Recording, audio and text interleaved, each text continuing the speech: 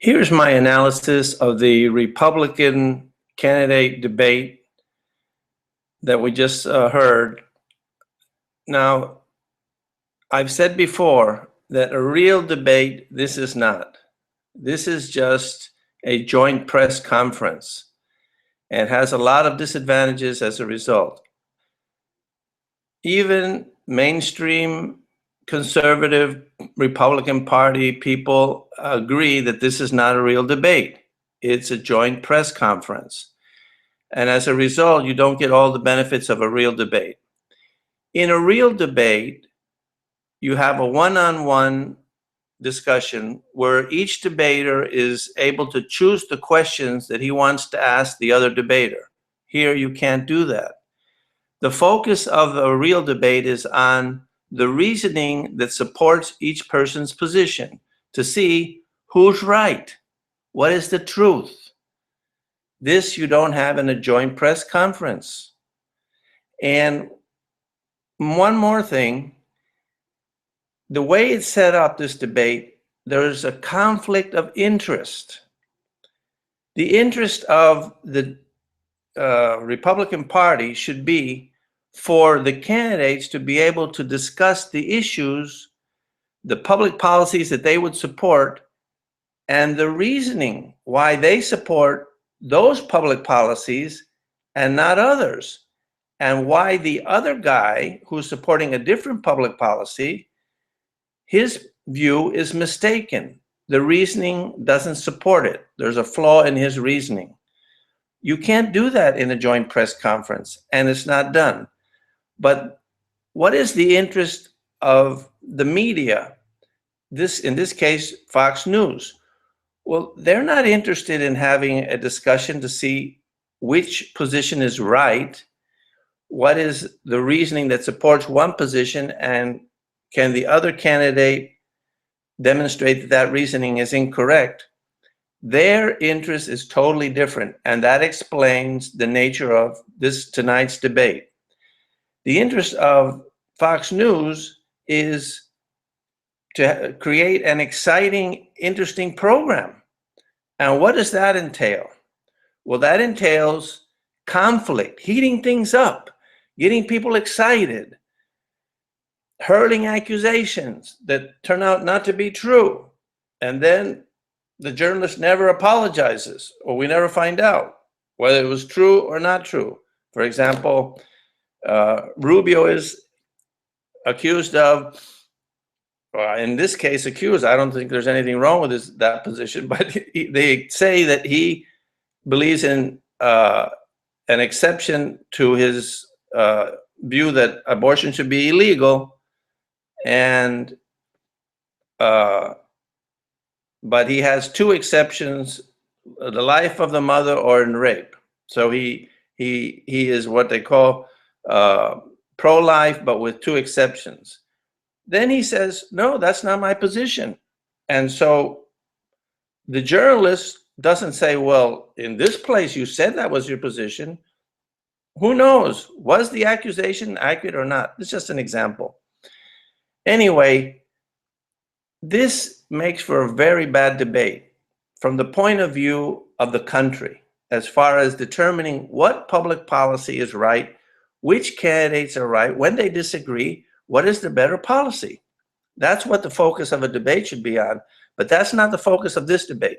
In this debate, it's all about creating passion, emotion. So the purpose of the questions are either one, to embarrass the candidate, two, to create a conflict between two candidates so they start to argue and shout at each other and heat things up to make things exciting, a reality TV show. Or three, to put a coffin in that candidate's candidacy by putting him at odds with the majority of the Republican Party and not giving him a chance to explain why he has a minority view, why he disagrees, why he thinks the majority of the Republicans are wrong on a particular case. So anybody who puts out a minority view is stupid, because if they do so, they won't have an opportunity to explain why they're right. And so this happens in many cases. Now, let me give you some examples to prove my thesis here. And before I start, if you want to see a real debate format, you can see some of my debates that have a real debate format, and the focus is on the reasoning and trying to get to the truth of the matter. And we don't permit ad hominems, name calling, like you saw in this debate. Okay. An example of the first thing, embarrassing the candidate. Well, the debate starts off with a question of whether there are any candidates that would not support the eventual winner of the nomination process and would promise not to run a third party. So, of course, Trump raised his hand, his lone hand. And that was, it's fair game to ask him if he will go for a third party or not, and why not. Get into the reasoning of why he thinks he should not make this commitment to run as a third party. But that was just a way to embarrass him. He didn't get a chance to explain why he thought he should not do like the other candidates and commit not to run as a third party candidate. And that wasn't the purpose. So what else? Another example. That's just the way it starts. Another example. They asked Trump about his bankruptcies. So what? He has 100 companies, he explained. 4 of them went bankrupt. He uses the bankruptcy law like every other businessman. By the way, the bankruptcy law is totally wrong, should not exist. It can unravel the whole economy. And there's always an incentive to break contracts. It's in the bankruptcy law. We got to get rid of the bankruptcy law. But as long as there's a bankruptcy law, if he's using it, it's legitimate, which he explained. But what was the purpose of bringing it up? To embarrass him. So what else was brought up about Trump? Well, he called some lady some bad names, or he insulted her. I think Rosie O'Donnell and maybe somebody else. Okay, so what was the purpose of that? Just to embarrass him.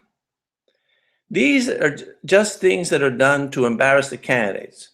So every time they bring up an issue, they try to pit that issue against another candidate. So, for example, with Christie, they tried to create a conflict between Christie and Rand Paul. And it worked, because in the middle of the discussion, Christie starts to, what is the topic? What's the issue? Well, the issue is they have a different point of view on whether bulk searches, random searches which violate the Fourth Amendment should be permitted. Rand Paul is arguing that if you want a search warrant, you have to ask for a specific search warrant for a specific person, for a specific thing, based on specific reasonable cause to believe that that person is committing a crime, etc., like the Fourth Amendment says. But Christie disagrees. He is in favor of bulk searches, the NSA having access to all the telephone numbers and calls and everything. He's a law and order guy, and he doesn't understand the purpose of the Constitution. And so it's an interesting issue. It could be debated. It's not debated. They just had a heated exchange. Christie says that what Paul says is hot air. And then Paul says, well, I didn't hug Obama. I didn't hug Obama. And so anyway, that really is helping the American people. Well, no, it helps the ratings for Fox News, maybe, in their opinion. But it does the country a disservice, and it does a disservice to the GOP. Why did the GOP agree to this kind of a debate? They don't also care about the merits of the issues. Who's right on this issue of bulk searches? Should the NSA have the right to get all our telephone numbers and to, without any search warrant on specific cases? Well, apparently either they don't care, or they're too weak, or they don't know how to create a debate, a real debate, where we can get to the bottom of which of these two positions is right. What is the reasoning that supports one position versus the reason that supports another? By the way, if it's okay for this terrorism and the NSA, why not give law enforcement also the right to tap all the phones of everybody all the time? I'm sure it will help law enforcement, help catch a lot of criminals, definitely. The only problem is it'll have a lot of other unintended negative consequences, and that's why we have a Fourth Amendment in the Constitution to prevent that sort of thing. Once the government has that kind of knowledge, who knows what they use it for or what happens, and your privacy and the respect for your individual rights will be eroded immediately. Anyway, that's just an example. Another example would be when they tried to pit Christie against Huckabee, where Huckabee, Christie is in favor of entitlement reform, and Huckabee says you can't do that because you made a promise to these people and Social Security, and it's unfair, etc. Well, that's an interesting issue, but why do you have to pit one candidate against the other? Well, because you want to create conflict. You want things to get heated up.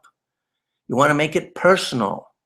But public policy is not about making things personal. It's about which is the right public policy, which will produce optimum living for American citizens, which will permit them to satisfy their individual needs and be able to fulfill a happy, full, satisfied life, which gives the citizen a better chance at a better life, ultimately. That's what all public policies have to come down to, and that's the bottom line. And the only way to get to that bottom line is by having reasoning and discussing the issues. That's reasoning to determine which of the two positions is right. What is the truth of the matter? There's a truth about which position is better. And the only way to get there is by reasoning about it. So there's other examples of pitting. Let's see. They tried to pit Rubio against Bush on Common Core. Why do they have to pit them one against the other? Well, it makes it more exciting. Conflict.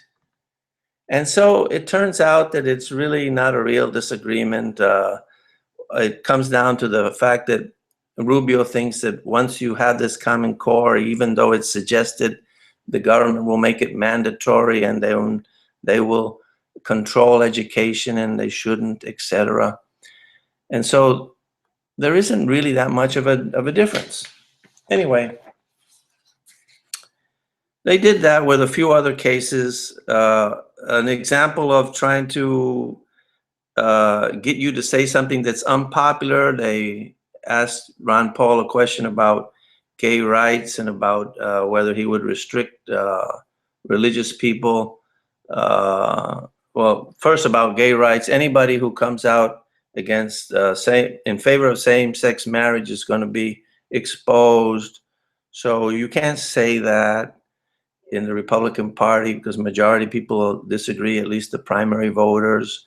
So this is what's going on. It's about what? Embarrassing the candidate, trying to create conflict between the candidates, or trying to get the candidate to say something unpopular to put a nail in his coffin and make him dead as a candidate because he put forth a minority view without having a chance to offer the reasoning why he disagrees.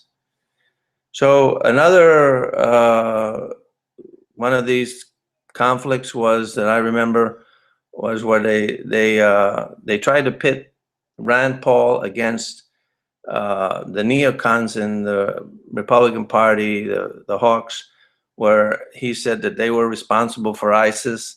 And then he had to kind of back down a little bit and say, well, not ISIS is responsible for ISIS, but our policies are responsible for a very important fact. ISIS drives around in American Humvees and uses American military hardware. How did American military hardware get into the hands of ISIS? Bad public policy. By who? By the hawks. Anyway, it's too bad that that's the situation, but that's the way it is. So that's my critique. There's more examples, but you get the picture. Anyway, thank you for watching, and tell me what you think about it.